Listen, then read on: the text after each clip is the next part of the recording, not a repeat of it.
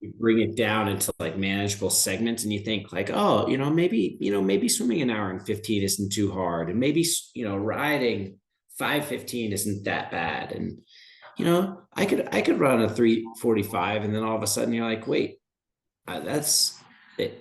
That's dropping 3 hours from my Ironman time.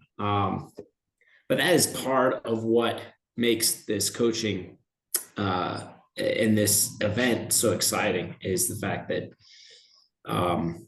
it's combining these different elements and trying to put it all together and make it work. So, what up, DB? What up, AP? How you doing, buddy?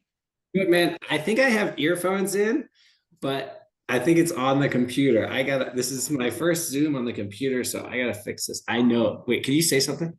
Hello. What's up? It's not in my ears. We all put earphones in anyway, just to like do it.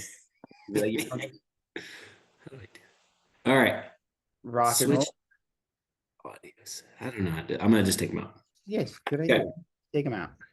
Yeah. And then I can just bother everybody around me. Yeah, that's fine. No one's there. Be honest. You're well, I am at the airport. No, you're not. But that's one of my more favorite things, is when I see people do FaceTime at the airport. And I just watch them, and they'll just be like doing this whole thing, oblivious to the fact that, like, do they think that we don't see them and that what their behavior is inappropriate? I don't know. Maybe it's not inappropriate to them. As my kids would say, have situational awareness, people. Yes. 100%. Yeah. Dude.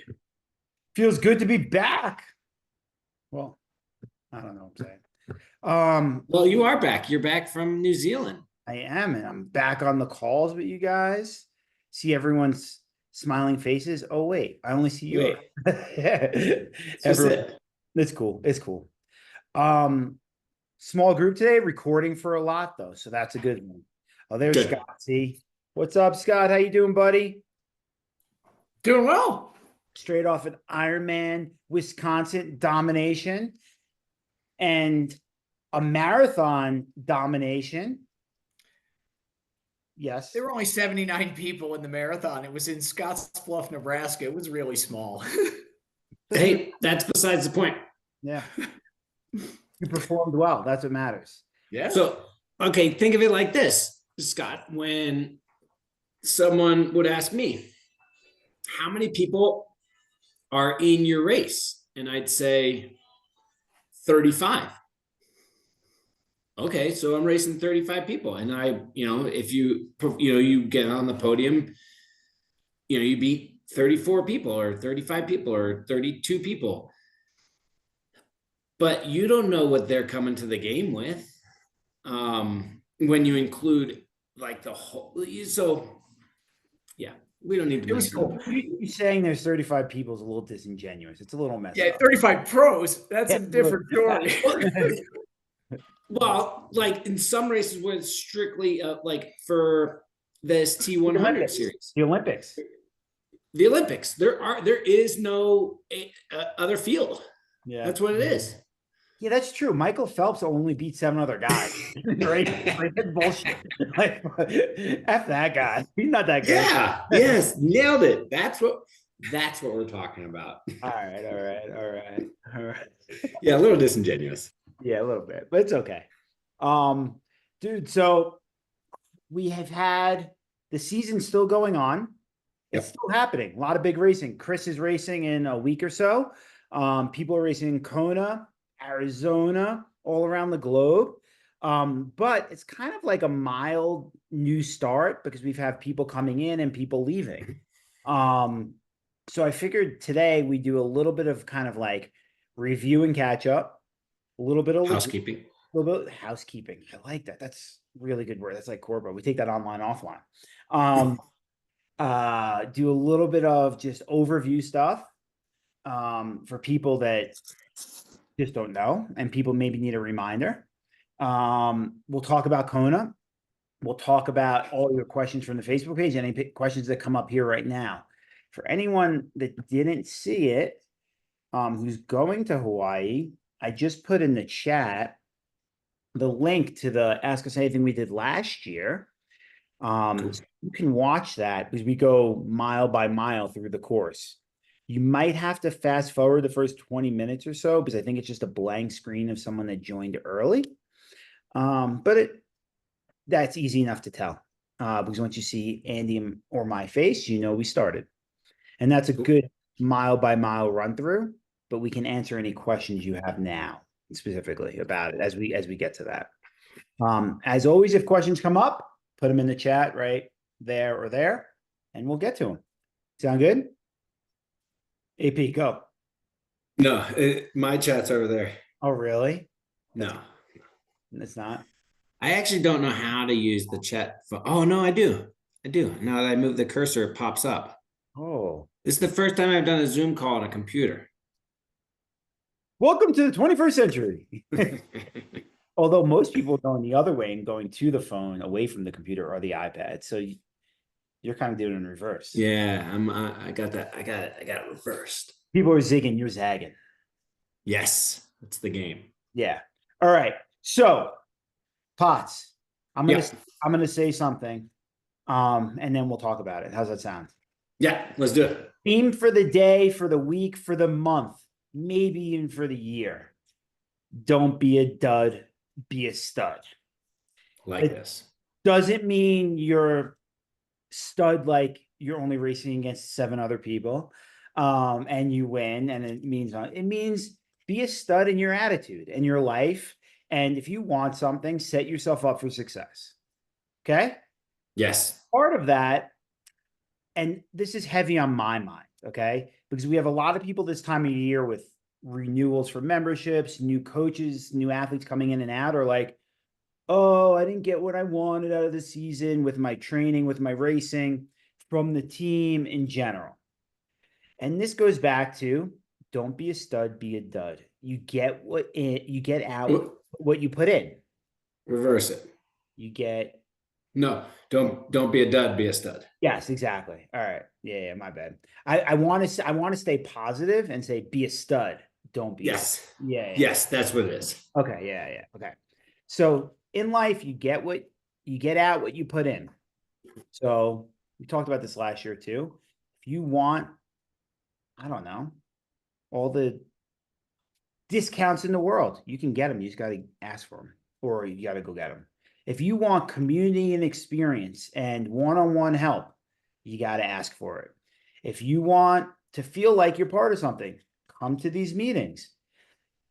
Join our Facebook group. I don't know, come to a camp. Meet up with other people at races. Organize something yourself or ask us to organize it and we'll do it. I'm just trying to set the stage a little bit with, hey, we will do anything for you guys, but we're not mind readers. We're not people that we can't do everything unless we know what you want. We guess a lot of times and we get it right a lot of times. Oh, Scott, you put in the chat, camps are awesome. You make lots of new friends. As I don't know, how old are you, Andy? Like 65-year-old male, it's hard to make friends. It's just the way it is, right, Potts? Like you're like, hey, who am I going to meet when I go get my medication and go fishing? And he's like, I don't know. I just talk to whoever's there. I talk to the fish. But listen, if you come to camp, you're going to make friends and you're going to learn something too. So again, if that's what you want, you just got to set up for it. All right. Okay. Colette, great question. We get it like every couple weeks. How about a Lake Placid camp for our East Coast athletes? I'm going to tell you the 3 reasons, maybe 4, maybe 2, maybe 5 reasons why we don't do them. 1, every other team runs a camp there and they're like $45 for the weekend. And their camps are not the same as ours. And so we can't financially put on a camp there when there's a million and get people to go to it when a million other teams do it. 2, because of the East Coast, most people just go out there and train for long weekends anyway. And it becomes like a long weekend camp for most people. For us, that's not viable based on how we do things, based on where we're located and everything else goes along with it. 3, here's an awesome idea. Between you and Rob G, Franz, and a bunch of other of our East Coast peeps, there's a ton of them. Why don't we just do a organized training weekend? Matt, Oh my gosh. Oh Matt. Oh Matt. So why don't we'll even help organize it if you guys want to do it. And maybe even Andy or myself or one of our coaches will even come out to do like our song and dance camps. It's impossible to do there. We've tried it so many times. One in a million different ways. I promise you we have. But I'm up for doing something with a team, with a group, maybe a long weekend. And I'll tell you what, if it's right timing, right everything, I'll even come out for it and run like the day to day. Sound good? Thing that makes it tough, I don't know, Daniel's kind of dancing around a little bit, but we have gone down this road more than a few times. And when we put our pricing package together, it ends up being a turn off for a lot of the East Coast athletes because they want to run things. They don't include a lot of things that we naturally just make it as a table stake for one of our camps. So it's never apples to apples. And when you get a lot of people to balk, we've tried a couple times to actually open it up to registration, and we just couldn't make it work with the finances because part of the cost that is a turnoff, it's probably our biggest cost is the lodging. And we include that in our camp pricing, whereas you watch what another team or group will do and they won't include lodging and food, and we will. So it's like, hey, wait a second, why is your that's atrocious? Oh, you're getting all this money. And like when you look at when it all shakes out, like we would do it for fun Yeah. more than anything. Yeah. If you didn't know that, most of our camps are for fun. Yeah. How we do it. Yeah, and we include food and we include coaching. Like I I hate to say this, but I have no problem saying this. Come to one of our camps if you've went to anyone Oh, else's, and then tell me if you can compare apples to apples because you just can't. It's just different. Um, sure. I promise it is. Everything about it's different. Yeah. There's more like our camps are about community and about culture. And they're full service. And when what? They're full service. And they're full service. And when you have like if you just want to go up to Placid and ride the Blue Ridge Mountains, like go for it. They're awesome. But they're not. It's not the same. She's not the same. Yeah. And Colette, that's where we were gonna stay. We looked, that's our spot we looked into. They do have a couple new places in Placid that Yeah. they're building stuff. Well, she's talking about staying at the training center where we were gonna stay. Yeah. Um, Matt, yeah, we actually tried to win down this road last year with those guys over at where Crowy did his camp. We've went down this road a few times. Again, I'm gonna peel back the curtain a little bit here. The group that we're talking about, they only had queen beds. So you could own, and they were like, oh, we could put an air mattress, or you like people could bunk up and sleep together. And again, Andy being like 65 years old, he's not going to share a bed with me or you for that matter. I don't know. It's just again, it only allowed us to bring like 6 to 8 people to the camp or 10 people to the camp, and it made it hard. Again, peeling back the curtain, we even looked at doing a point-to-point Blue Ridge camp where you'd start in Front Royal and ride all of Skyline Drive, then ride the Blue Ridge and end down in Southern, what is it? I don't know, down in Carolina, Virginia or somewhere where the Blue Ridge ends, right? I forget, Asheville maybe, past that. We've looked at it all and it's something we want to do. Like for me, I love the idea of doing that because I used to ride those all the time. And I used to ride that Skyline Drive all the time. And it's like one of the best places in the world to ride. So it's still on our radar, don't get me wrong. The last thing on the East Coast camps, just so you guys know when we talk about it, is weather and timing. There's a very small window you can do East Coast camps because of the weather, except Florida, but sorry, Kathy, don't want to go there. I think you'd agree with me. And because of the windows so small and the race season so tight, it's really hard to find good times to do it. It's just the way it works out. Uh, Yeah. Yeah. but it's not something we're not thinking about all the time and All the trying. time. And like I said, we got some things in the work with some local coaching and local teams and local clubs that we're gonna start doing stuff with. So you might see more stuff pop up on the East Coast. And Colette, like I said, if you and Gibbo and Franz and the crew wanna do a Placid camp or an East Coast camp, oh, Catherine, Claremont, the only kids worth swimming. My God, I'm sorry. I'm unfiltered today. I apologize. Okay. Yeah, I'm gonna put so Daniel and I both live in Colorado, but we both grew up on the East Coast. And like I think I'm not that far out of touch with the East Coast. Still have a lot of family back there. Daniel's family's back there. So I have a soft spot in my heart for it. And we've looked at camps all the way, and I'm not being hyperbolic here, but we've looked at camps in Maine, Yeah. New Hampshire, upstate New York, New Jersey, Maryland, North Carolina, Virginia, South Carolina.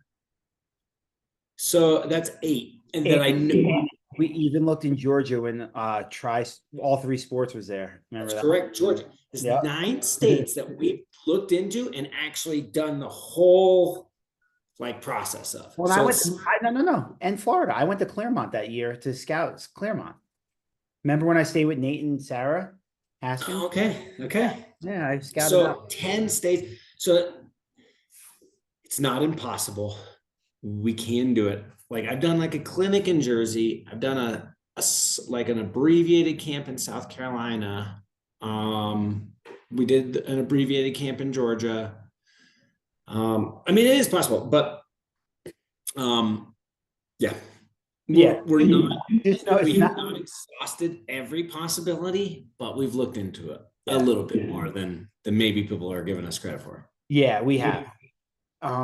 The other thing that's really cool that's coming up, like I said, we're working on something. This might be huge for local areas, local clubs, all you guys in your local communities. And we also have a brand new idea for camps that has nothing to do with training centers. That's going to be amazing. But that's a 2026 initiative. Boom. It's going to be sick, and it was Okay. yeah, it's great. So again, All if you, right. last thing I'm going to say, I'm going to repeat it so you hear it. You want to host something in your area, you got enough people interested, even if they're not all AP racing athletes, just email us. We will entertain it. We went up to where did we go 2 years ago, Andy? West Coast, Portland. Is that right? Where? No, when we stayed with your brother, Seattle. we went to Seattle. I always get those two confused. So bad. We went up to Seattle and we did a 2-day, 1-day clinic up there. We do it, and we're happy to do it. Just let us know. Yeah. All right. So Okay.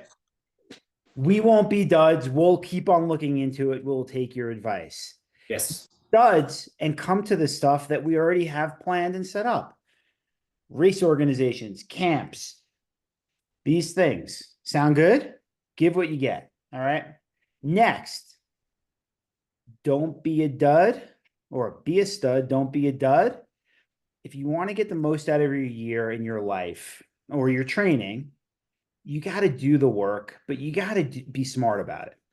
So, Andy, how many athletes have we worked with over the years that they've trained so hard, they've been doing it all, and then they come and work with us, and then they're like, "Oh man, I'm getting PRs now. What the heck just happened?"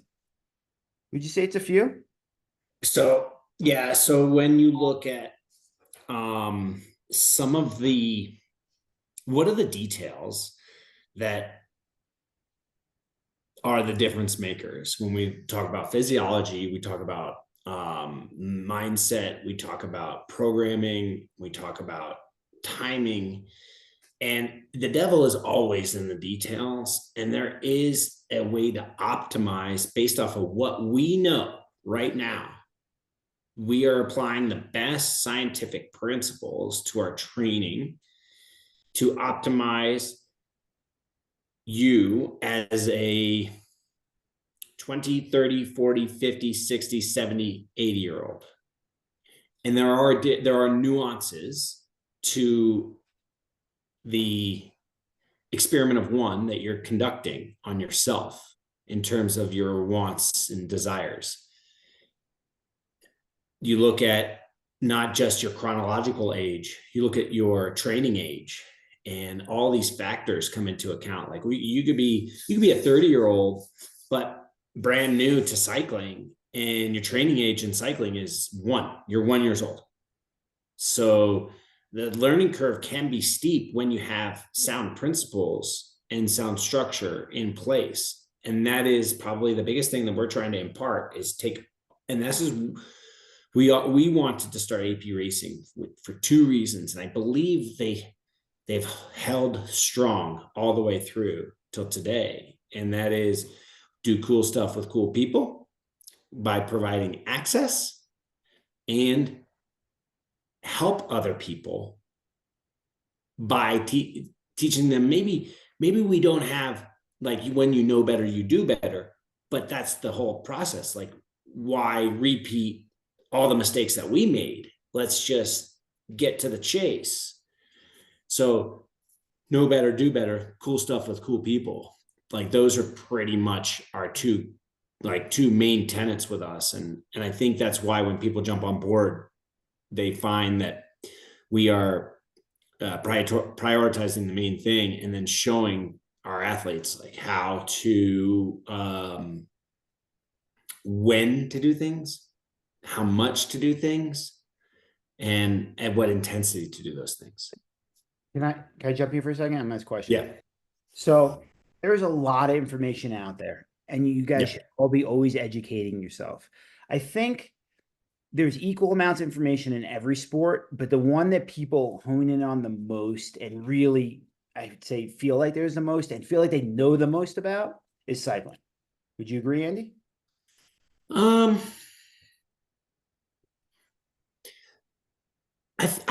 do feel like a lot of people think they know running. Yeah. Okay. And I think cycling might be, once you get over the hump of, okay. So I think a lot of people think they know running. And I think a lot of people, once they get over that curve of learning about the words of cycling, like the technicality pieces and like how to operate a bike, I think they think that it's just pedal comes around, push it down. Yeah. So my premise, and I said this to a few people in the last week or so, is that more people think they know about cycling than anything else, but more people get it wrong. Oh yeah. So, I guess where was I going with this?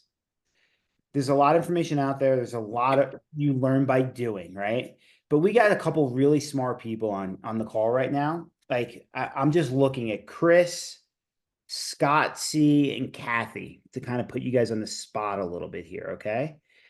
You guys, smart guys, and girls, you've had a lot of success, right? And again, this is us patting our own back here. Do you think they started working on it this year? Do you think your results and your training have been way better than ever before? And if not, you can tell me no. I would say, I probably couldn't have imagined I would have as much success as I had this year when I first talked to you a year ago, Daniel. Yeah. You thought I was crazy, didn't you? I won a half Ironman, I won a full Ironman. I in my age group, right, didn't win the race, right? I beat up on the rest of them. But to your point, Andy, it's who you're competing against. Only 50. And then and I've always been a runner, right? But I even got faster as a runner at 55 years of age, and finished third overall in a marathon, which I never thought I would do in my life either. Yeah. Pretty good. Pretty good. I'd say it's good. Chris, he's typing. I think he's working. Training's been better. Seth's been better in the age group as well. Yeah. So part of that is a tribute to these guys. They focused, they were diligent, they were consistent, right?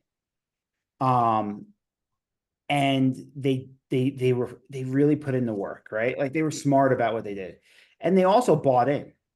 Like that's a big part of it, right? They bought into what we were doing, which I think was really, really good.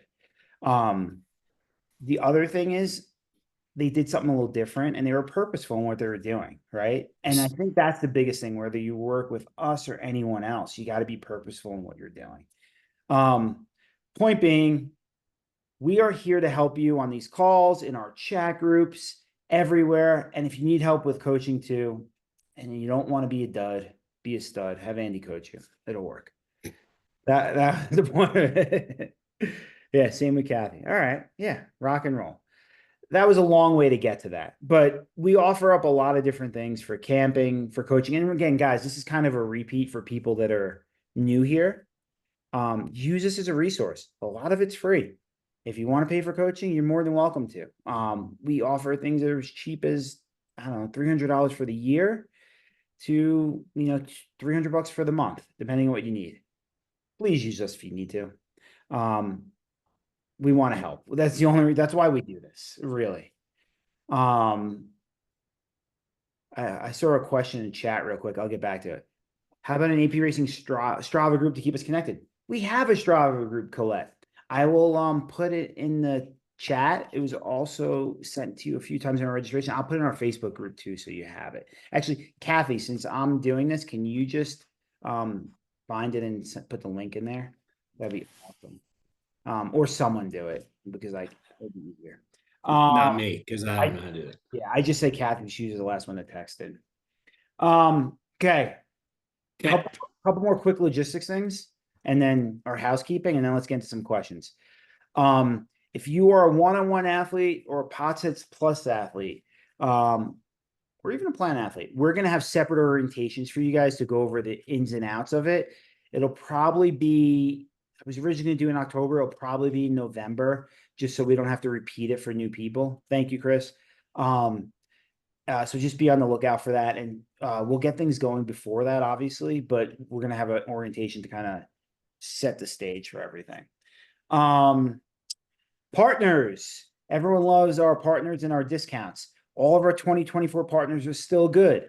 Similar to last year, we will announce our partners in January or about January for our partner week, where we will highlight each partner, have a real special welcome contest, better discount or whatever for that week. And then we will release all the discounts at that time too. And then we add them as we go, as the year goes on too, because we're always looking for new ones. Gear, everyone wants to know about this. I've posted the gear calendar a few times. We're going to open our first team store in November 18th, I believe. Super good. Super fun. One thing we're doing different this year is on our kits, they're going to be super clean. We're only really going to have the AP Racing logo, the Sparrow logo, and maybe one other logo on the back or on the side. Why are we doing this? Because you guys would love to get your stuff earlier in the year, and because it takes longer for us to secure the sponsors, we're not going to wait for them and put them on all the kits. We're going to keep it clean and nice and consistent and rad. You guys seen the gear. Yeah, we're going to keep the BK as well, our tribute to Brian Kozera. Exactly. Yep. Do we have any extra clothing for you guys? Yes, we do. Matt, we have some listed on the password protected site in our team store on the AP Racing page. And when you registered, it should have had the password to get on that. I think it's like Ride the Wave 25, but I could. You just gave it to everybody on the call. Hopefully that's just our team members. And if not, I'll just cancel their order. It's cool. I'm good like that. It's like camp. I've had a bunch of people find the link and register during our part of registration. I just cancel their registration and email them and tell them they got to come back. Speaking of which, priority registration ends for team members. We're going to push it like a week or so. It's going to end. I don't have the date in front of me, but it's going to end like October 22nd instead of the 15th. I think we have like 2 slots for swim and ski camp because we have 2 people that just decided to do a different camp. I think we have about 15 or so left for Chula so mostly team members, which is really rad. So get on that. Yeah. That's what I got. That's logistics. The only other logistics is if you just if you just signed up for the first time ever, all of our registrations are an auto renewal. If it's annual or monthly based on how you sign up. Why do we do that? It's pretty simple to make life easier for you and for us. So what ends up happening is if we don't do an auto renewal, you have to apply all over again. That takes time. We have to review your application all over again. That takes time. We have to send out a welcome email all over again. That takes time. And then we have to wait for you to register again. That takes time. So we eliminate that. The only people that don't get auto renewals are people we ask to leave. We have asked people to leave, believe it or not. And that's how that works. If you don't want your thing on an auto renewal, it's not a problem. We have a payer portal that you can manage your account yourself. I've sent it out a few times. I'll send it out again too, so you have it in an email, and you'll get a reminder in your training plan if you have training plans with us, and you get reminders in an email which we send out like starting in August, and you get one 3 days before the renewal starts too. It shouldn't be a surprise, but it always is. I'm just saying it so you know. If you have questions, just ask. Cool. All right, pots. A couple things. I'm not going to start with Kona because we haven't any questions yet, and that's a big thing to open up.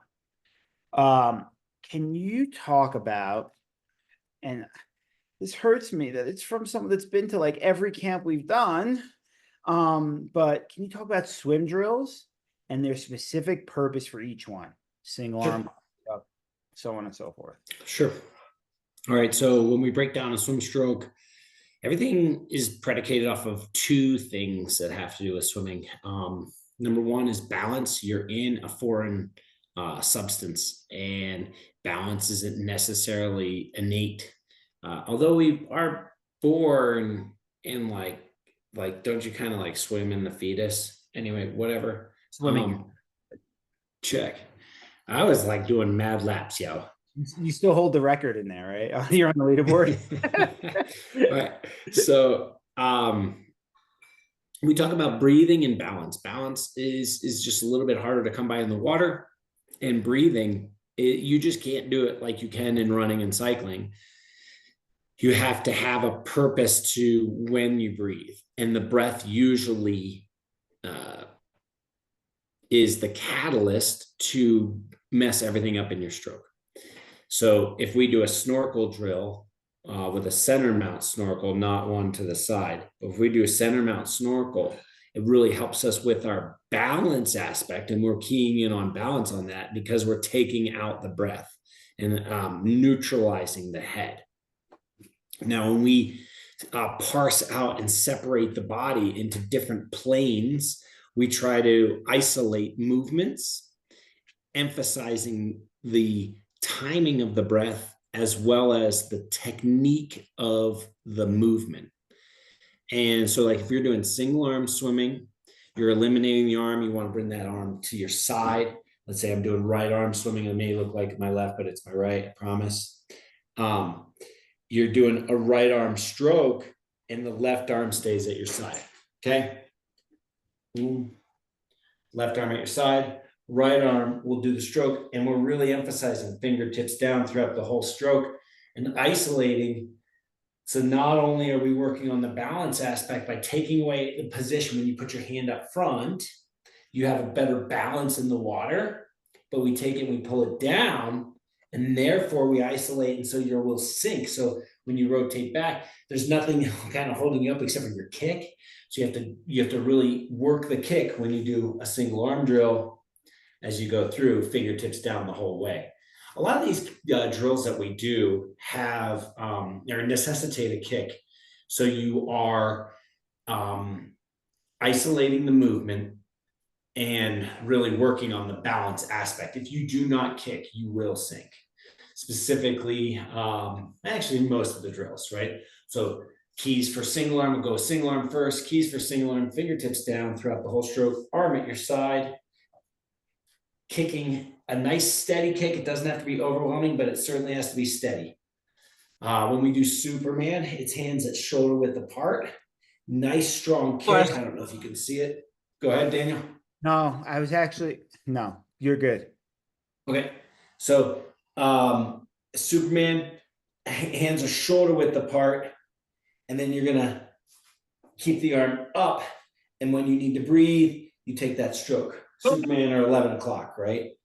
Um, when we do, we actually just did a brand new series of videos for 11 o'clock catch up and surface kicking. Surface kicking is in a streamlined position when you need to breathe. You take your head up and breathe forward. Just boom, breathe forward, put it back down. Don't separate out and skull. So there's a lot of nuances to the drill. And actually, I think we have a Sorry. blog post, and I could be wrong, but I thought we had a blog post that actually will walk you through each drill that we do. And yeah, okay, good, Daniel. So you really want to emphasize two things when you're doing most of these drills. Number one is exhaling when your face is in the water. As you exhale, your lungs will expire the air that is helping you with your buoyancy. So you do need to get the legs involved. The legs are going to be turned on and active on most of the drills. And then as soon as you expire your air, you're going to want to rotate to breathe. And you want to keep that head in line, not pulling away from the body or tucking it too much. You don't want to bury it or pull it out of alignment, because that will take your stroke and either make it so you're swimming uphill or off kilter. Everything is, you want to break it down into manageable parts. And just like what Daniel was saying at the beginning of this whole call, is the purposefulness needs to be, and the attentiveness with your mind needs to be turned on. Probably the most important aspect of any drill is focusing on the details. Just like we had mentioned earlier, the devil's in the details when it comes to programming and how to improve at any age. The same tenet holds true when we bring that stroke down and we break it into manageable parts. You got to be connected, mind body. You can't let the mind wander when you're doing drills.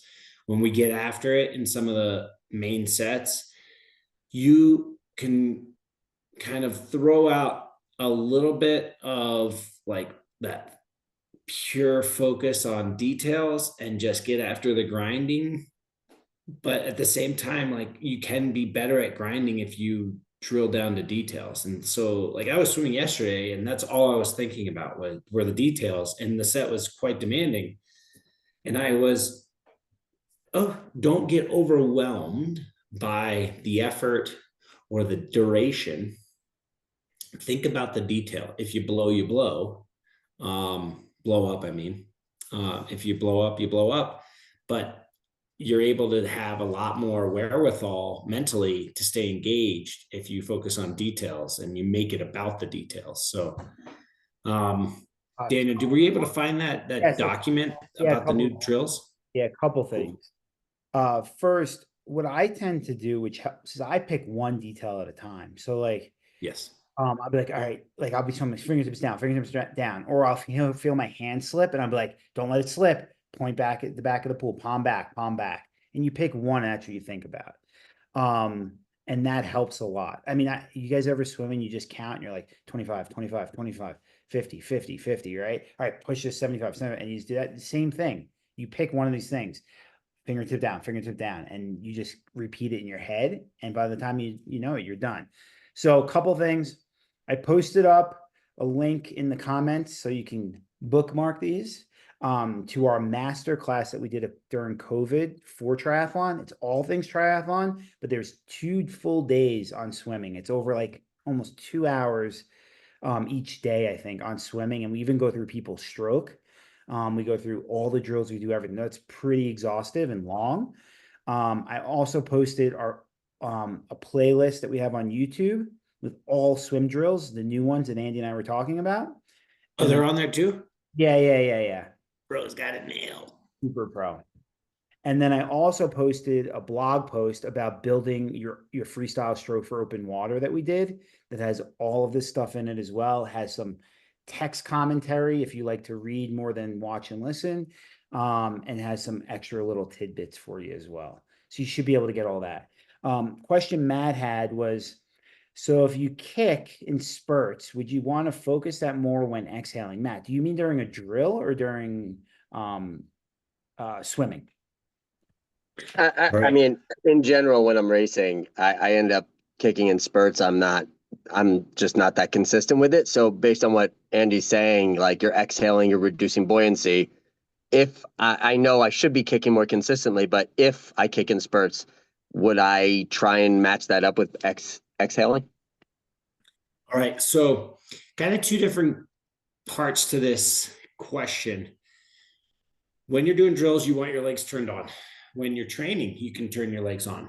But when you're racing, I like you to really be focused on building the balance piece to your stroke so you don't have to rely a lot on your legs. Legs eat up the most oxygen and they have the highest demand just because they're the biggest muscles. They're also our biggest source of power, but at the same time, like it's a give and take. So if you can build it in training, work on the balance piece when you're drilling, then you transfer that into the training piece where they're like you're emphasizing balance. When you need to go to the legs, you can, and they are you're applying the appropriate force with the appropriate tempo to get you into the right body position. But try not to burn too many matches keeping those legs like just rip roaring, and if you look at my stroke versus Daniel's stroke, it's probably the biggest contrast in strokes. And like I have a lot of balance in the water, so I can get away with a 2-beat kick and still swim very quickly. Whereas Daniel and I go to my key is I go to tempo and I rate up, turn the cadence up, and I have a higher stroke rate. And that's how I will add to my propulsion. Daniel is a little bit more of like a power swimmer. And when Daniel wants to go fast, he will go back down to the engine room, which is his legs, and go with a bigger kick. But he trains for it. So when his every practice, every lap, his legs are on. And it's not like he's just saying, oh, I'm going to practice one thing and compete another way. He is training how he wants to compete. But we're doing it in two different ways. Ultimately, we're both training like how we want to compete. And so if you're going to have spurts to get the body back into position, to get that head in the right alignment so you can take that breath, then if it's like kind of like an on off with your kick, then it needs to be trained, but you also need to train it out by emphasizing the kick in training when you need to make sure like there's a very little metabolic demand when you do the spurt. And it's just about balance, not about using up your energy. Does that make any sense? You took the words out of my mouth. I was going to use that exact example of the two of us. And then and like I was literally going to say, you have to train whatever you can do. Like my physiology almost demands me to do it that way. I tried to swim like Andy swims, but I'm only 6'1", he's 6'4". So it's really hard for me to swim that way. The other thing I was going to say is your kick timing, like Andy was talking about, it's about balance, and it's more about hand, shoulder, and leg timing than it's about your just kick. Broken wing pots, that's where I was going for. Yeah, if you're going kick dominant, and it's really driving everything, it'll almost slow your hands down because your hips just can't stay quick enough, and you get a little tied up. But if you can tie in that connection, and this is what like will really take your swimming to the next level, is that connection. And what's the connection? We're talking about hip, shoulder, hand, all driving down at the same rate and with like emphasizing the catch. So this boom, and it's almost like you're galloping in the water. And it can really, really help you. I think Michael Phelps's freestyle is probably the best example of that loping or galloping connection. And his legs are on. Like, don't get me wrong, like he is driving that train with his legs, but his whole body is connected. Yeah, one of the things Andy can't show you because he's not in the water and he can't float out of the water is that when you connect the shoulder and the hips on this side, you actually have to do it with the opposite leg. So what do I mean? And this is called the broken wing drill people do a lot. If you go to this pool mat and you put a paddle on your right hand and a fin on your left foot, okay? The paddle and the left foot should be hitting almost at the same time. And they come in and they hit. And that's what drives this to come in together because you're creating torque with that opposite one. And it's a really good drill to do. When you start doing it, you'll find you're slapping and kicking from below the knee with that opposite leg, and you're kind of slapping. Eventually, it'll clean up and it'll become smooth.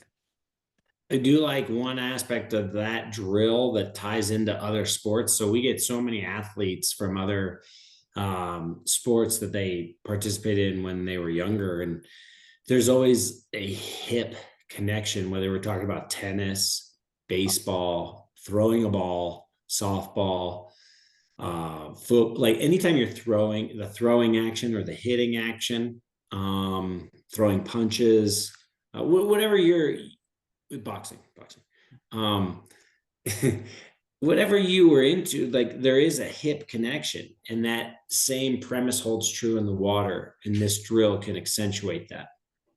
Yep. Cool. If there's more questions, let us know about that.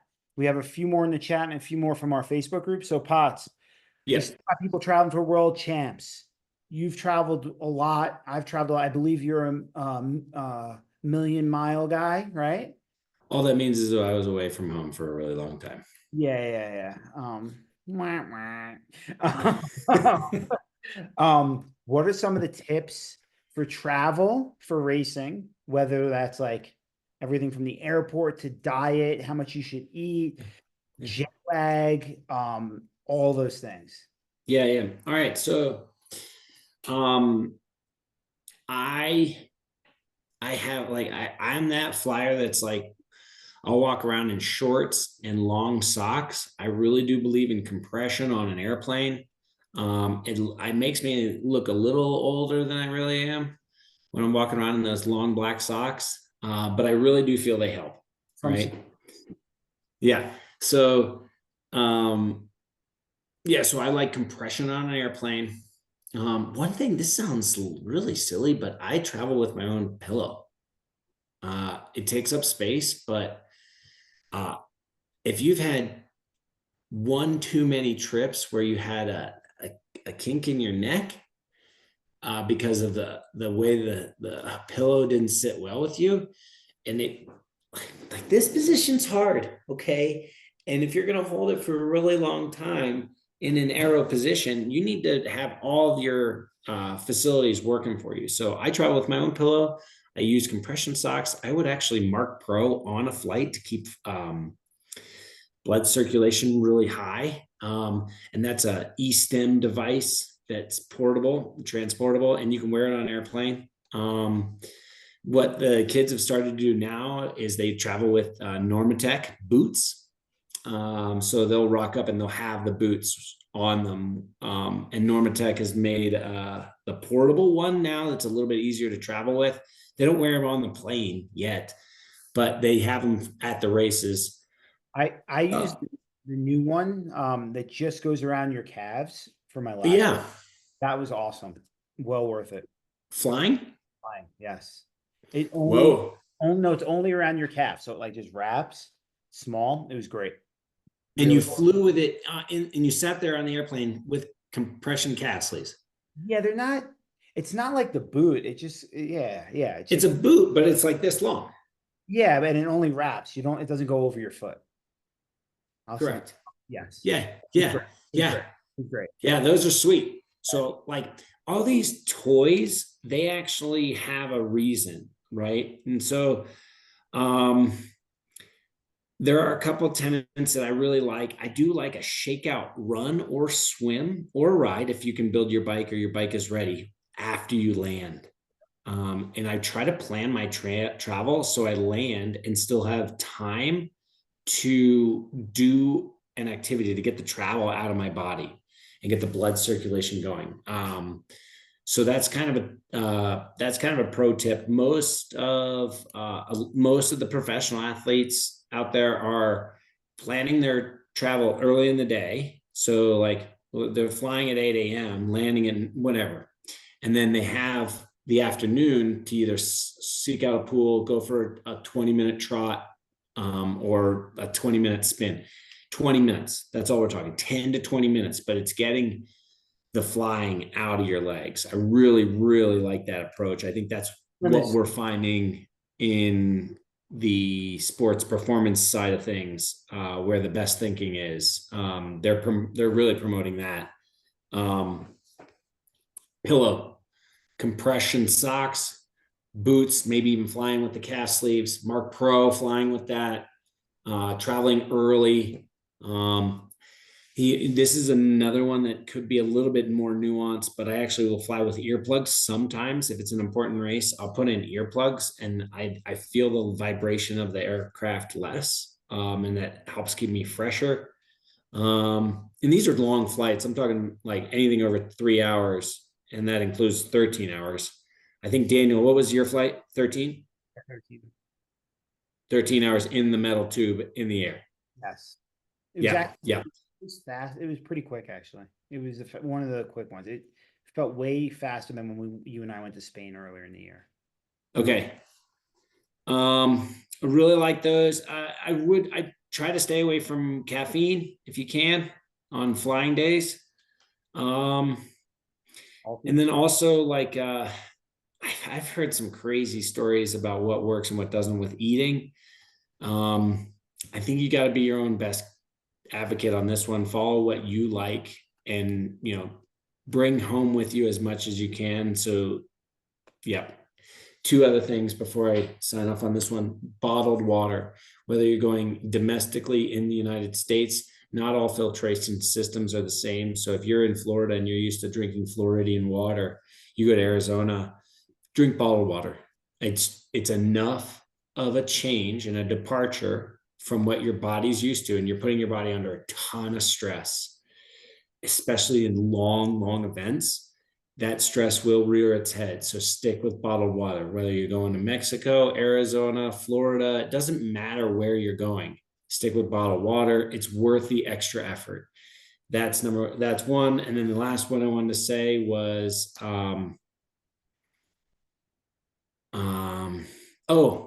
when you get to your new destination, what we know right now in terms of like the best advice that we have out there for adapting to new time zones is you want unfiltered sunlight to hit your body and your eyes early in the morning.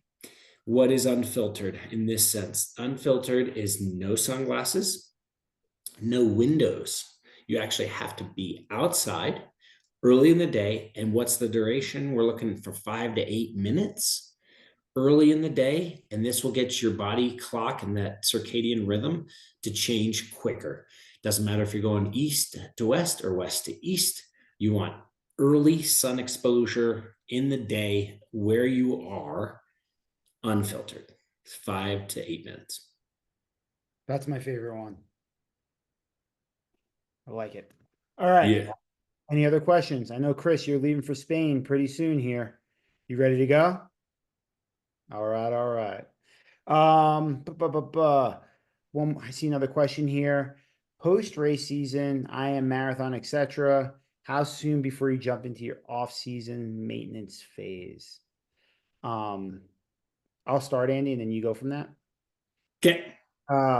So first, this is completely dependent on your energy levels, your recovery, and your mind. We all know that the season takes a lot out on us. And when you mentally engage and kind of turn it on to say, hey, I'm going again, you're in and you're 100% in. So if you're not ready to do that, you don't. I mean, Andy, how many times have we went to the pool and been like looked at it and just drove home? Like literally, I'm a little embarrassed by the number of times I've done that yeah, early season. early season, or like we swim like a 500 and we're like, oh man, okay, cool, that was good. Like it just happens. The one caveat to this, what I'll say, and it's more about a mindset, is I don't really see an off season or a maintenance season. It's not how I think about the triathlon season, just athletic season. I think of it more as like I have a rejuvenation period. And if that's a week, it's great. If it's a month, it's great, whatever. But I never want to think of like, because it's long for some people. It's like 4 to 6. Some people are off 4 to 6 months. And then you come back and you're like, all right, I want to be better than I was last year or 2 months. And you're like, well, you're behind where you even started last year. So what are you doing? Like I always thought like once I turned the dial that the off season was really the gain season and the time that I got my strongest because it's the most amount of time you're going to have with uninterrupted training. So like I just don't like the approach of like off season remains. I'm going to take it easy now. I'm going to do this. Like I think of it as like what am I going to work on and I'm going to get better. Um you East Coast guys on your trainers, you absolutely slay the off season. Oh my God. The guy, like when I lived in California, that was the best off season you could ever have. You came out of the off season cycling, running stronger than even when you were in the middle of the year because you just ride so much. It's like those guys, I remember we were riding like 5 to 6 hours a day, like 5, 6 days a week. That's all we did. We just rode our bikes. We just got on our bikes and rode. Let's go climb hills today. Let's go climb hills today. So like getting back to it, think of it as like you need to rejuvenate, you need to be ready. But when you're ready, now we turn the dial and it's no maintenance. It's we're working and figuring out what we need to do to be better. So Matt, more strength training in the off season. I think you should always be doing strength training.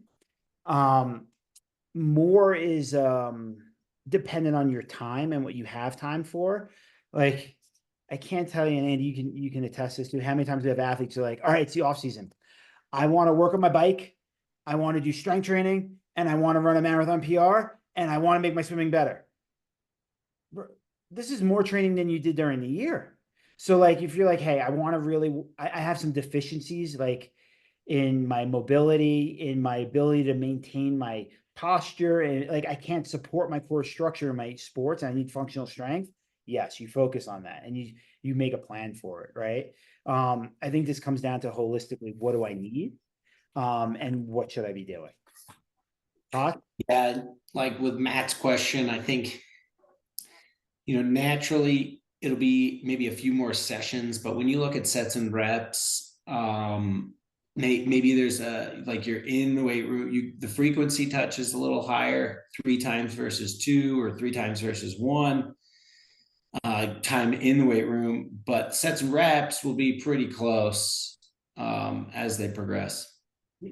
The other thing, and this has to do with in season or out of season, but I find this like in our winter, it's better to think about it this way. You have to do what works best for you. So for us now, and we're coming on winter, it's darker longer. So it means you're going to be inside more. So what can you do when it's dark? You can lift more. You can swim. Swimming is great when it's dark because you don't know the difference. You could get on the trainer if you want to. God, that's terrible, but like you can do that in the dark. You could run on a treadmill. But really like the things you're not normally doing, the strength training and the swimming, like these things that don't hurt in the dark and you can be done. Like, so I would look at like, or you can go to a class or you can like, I don't know. We have some athletes doing like high rocks events and other stuff. Like do what keeps you active, fits into the whole picture, and that fits into your life. Like you can actually do during that time period. Yep. We got another swim question, Potts. So typically we've been writing swim workouts that like you have pads and buoys and even fins. Wait, I saw this one. Yeah, mostly in like the preset and the warm up and the cool down, and not in the main set. Why? All right. I'm not trying to pander, but when we race, we usually don't have toys. So if we're always preparing in the main set with toys, and then we get to the main event and we're racing without toys, it's a little bit less of a transferable skill.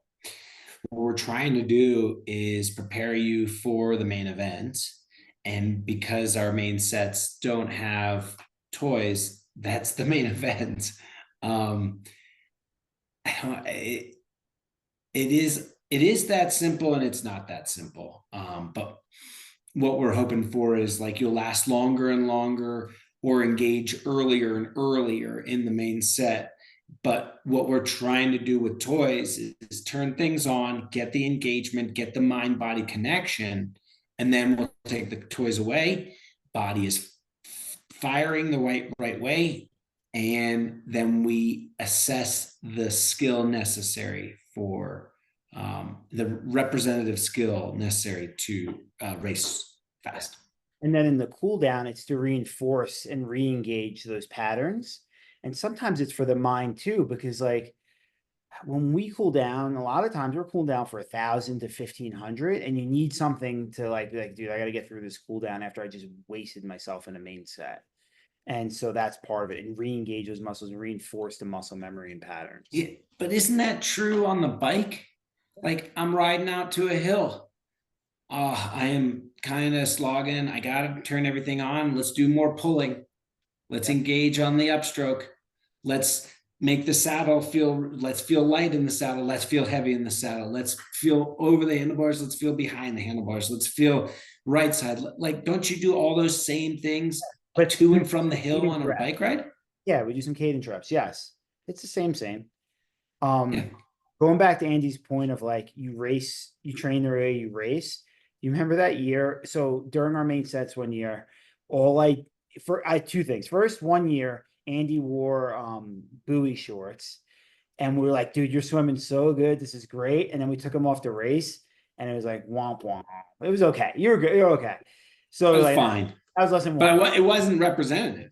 No, it wasn't. And then I think it was that year or the next year, I had to swim with either paddles or sometimes fins in our main set with Andy all the time. And we were swimming together about 3-4 days a week. And I was like 2-3 days on my own too.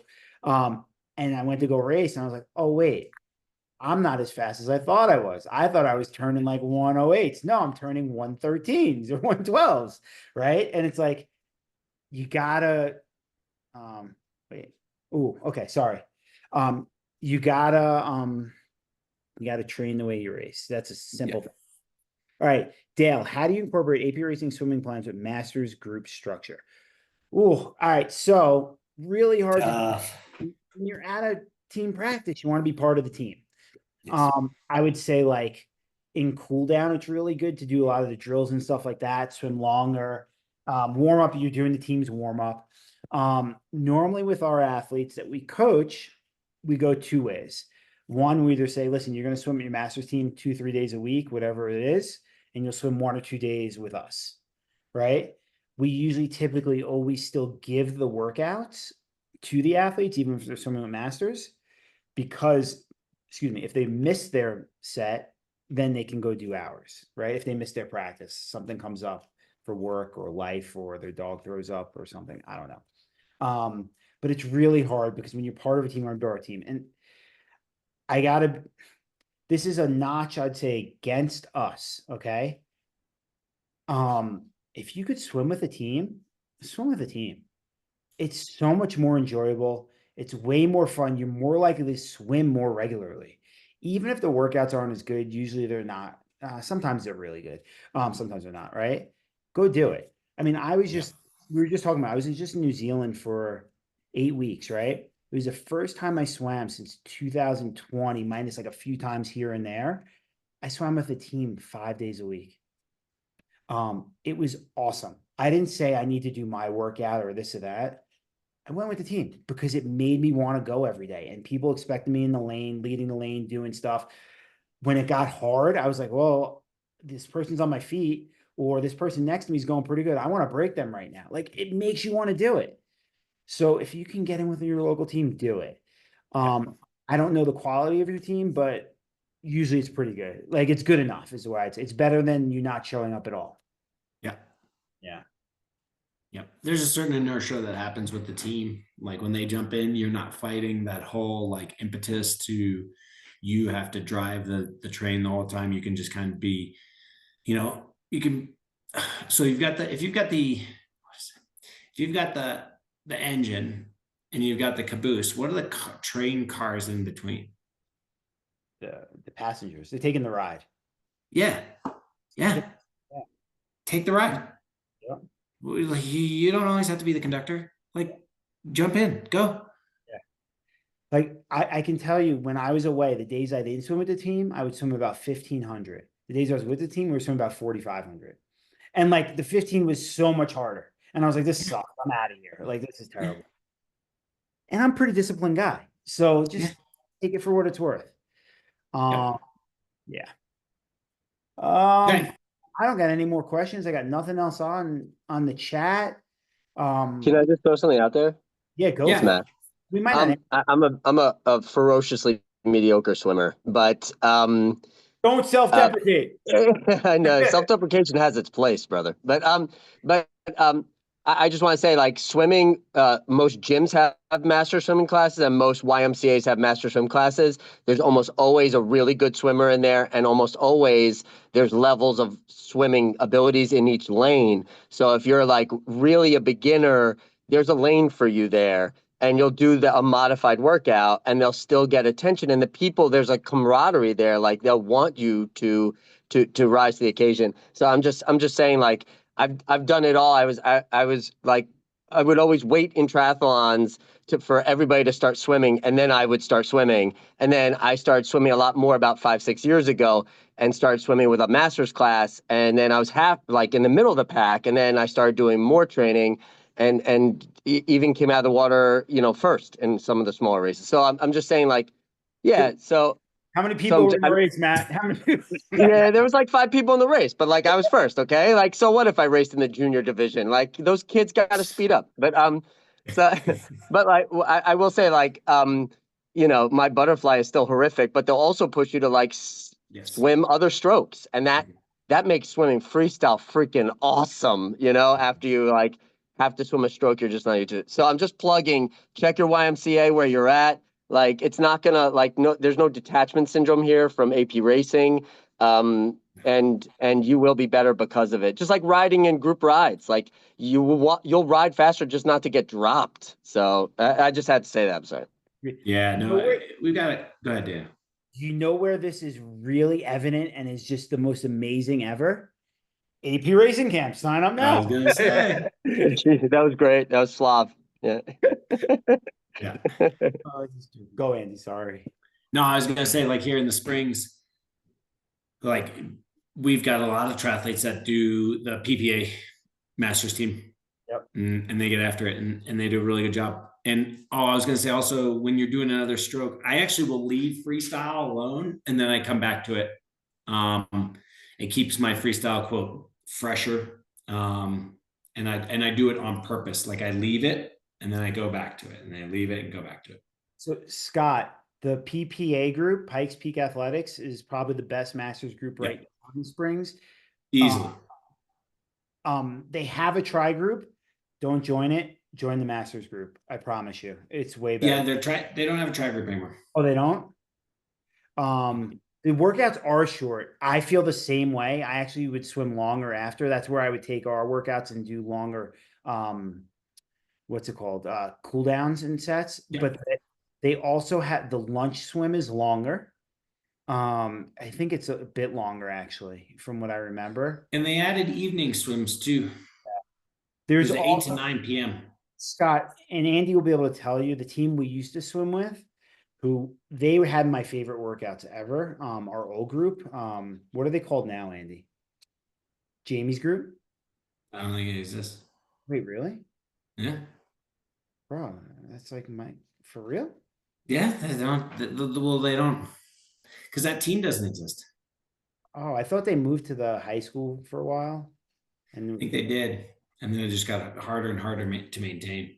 Bo and them where are they swimming at PPA? Sorry, guys.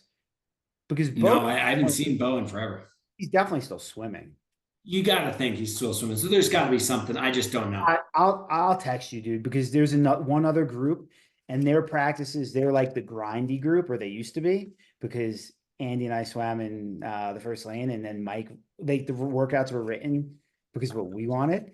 And so it was an hour and a half, and it was straight grind. It was so good. Andy, it was so good. It was good. So It was good. good. I'll get you that info too. I'll find out. I'll text the guy right Okay.